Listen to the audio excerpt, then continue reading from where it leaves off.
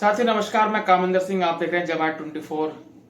जी हाँ, अभी जो सरकार बनी है, नायब सिंह सैनी जिस हरियाणा के प्रदेश के मुख्यमंत्री बने हैं, अभी जो चुनाव हुए उसमें उन्हें अच्छी खासी सीटें मिली।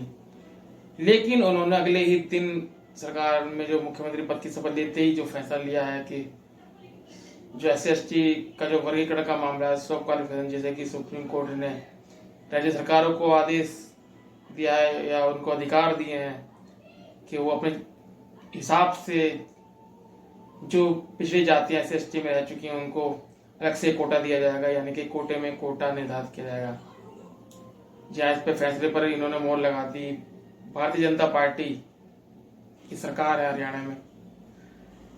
कांग्रेस की जो सरकारें हैं कर्नाटक और तेलंगाना में, वो पहले ही कह चुकी हैं कि हम सब क्वालिफिकेशन करेंगे और उससे वो खुश हैं।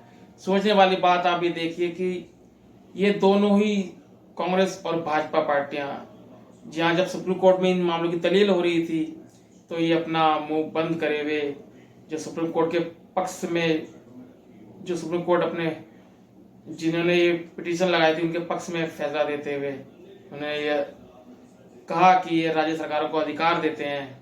हालांकि सुप्रीम कोर्ट ने ये भी कहा कि जब तक पूरा डाटा कलेक्ट नहीं हो जाता, जब तक इस पर हम रोक लगाने के लिए भी तैयार रहेंगे, क्योंकि डाटा के आधार पर जो भी साक्ष्य हैं उनके आधार पर ये इसका स्व क्वालिफिकेशन होना चाहिए।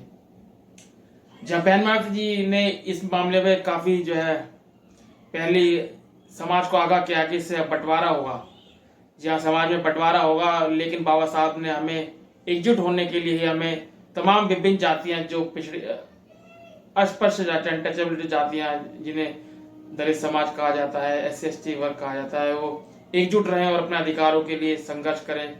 शिक्षा के क्षेत्र में, एजुकेशन के क्षेत्र में और पढ़ाई के मामले में, और जो कहते हैं नौकरियों में, और राजनीति के सत्ता हथियार का भी होने के लिए एकजुट होकर ही हमें आगे लड़ना होगा। लेकिन देखने वाली बात है कि मनुवादी पार्टी और कांग्रेस पार्टी और आपकी जो है भारतीय जनता पार्टी, इनकी तमाम सहयोगी पार्टियां जो मनुवाद से प्रेरित है, तो कैसे समाज में बंटवारा कर रही है और ये एक समाज को बांटने वाली ये चाल है, धीरे धीरे फैलती जा रही है, जिससे कि आरक्षण भी खत्म होने के चांस काफी हद तक बढ़ चुके हैं। कांग्रेस सरकार आरक्षण बचाओ संविधान बचाओ के जो नारे लगा रही थी वो इस मामले पर खुश है, चुप्पी है, और राहुल गांधी खुद कहते हैं कि हम आरक्षण खत्म कर देंगे विदेश में जाकर। बहन मायावती जी ने उन्होंने कहा कि हम मजबूत होंगे तभी ऐसे फैसले रोके जा सकते हैं, नहीं अन्यथा आपके हाथ से आरक्षण की जो व्यवस्था है छीन ली जाएगी और आपके हाथ कुछ नहीं लगेगा। आप फिर पुरानी जो इतिहास में आपके जो भी कार्य या यूं कहिए जो आपके साथ जो प्रताड़नाएं झेली आपके पूर्वजों ने, वो ही फिर से न लागू हो जाए देश में। जहाँ एक क्योंकि SC/ST वर्ग के पास एजुकेशन और नौकरी के अलावा कोई चारा नहीं है अपना आगे बढ़ने के लिए, अपने आप को मजबूत सशक्त करने के लिए, क्योंकि ना इनके पास खेती के लिए जमीनें हैं, ना ही इनका कोई ऐसा कोई अच्छा प्रतिनिधित्व है कि एजुकेशन के मामले में या नौकरी में। लेकिन उसे अब बांटा जा रहा है, क्योंकि कुछ थोड़ा बहुत हिस्सा जो है तकरीबन SC/ST में कुल 8-7% ही जो प्रतिशत समाज है वो ग्रोथ किया हुआ है, बाकी समाज वही अपना पिछड़ेपन का शिकार है, दलित समाज।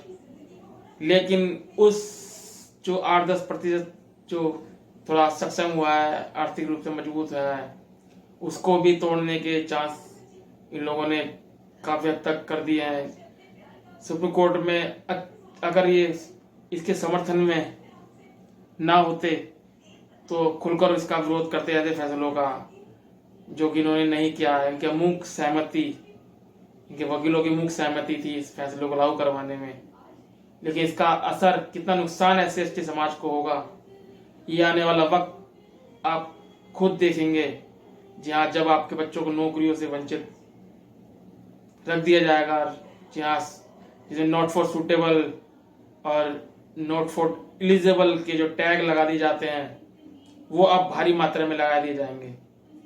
जी हाँ, क्योंकि जो वर्ग पिछड़ा रह गया वो अभी एजुकेशन के मामले में भी काफी पिछड़ा है। जब एजुकेशन उसे नहीं मिल पाई तो नौकरियां कैसे हासिल कर लेगा वो? फिर सीटें जब खाली हो जाएंगी तो वो सीटें जनरल कैटेगरी जैसे लोगों को दे दी जाएंगी और आप खाली हाथ रह जाएंगे। आप उसी ढर्रे पर रहेंगे जिस ढर्रे पे आप इस वक्त हैं। आगे बढ़ने की जो संभावना है वे खत्म होती जाएंगी ऐसे फैसलों से।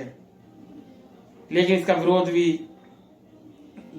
बंद के तौर पे 21 अगस्त को जो बंद था उसमें काफी जातियों ने विरोध प्रदर्शन, संगठनों ने अपना सरकार को चेताने के लिए किया था कि हम बंद का आह्वान करते हैं। लेकिन उसमें कुछ एक जातियां जो है उसके विरोध में खड़ी हैं, लेकिन वो अभी इस मनुवादी षड्यंत्र को पहचानने में नाकाम हो रही हैं क्योंकि वो इन जैसी पार्टियों के समर्थन में है या उनके पोषित हैं इन पार्टियों से।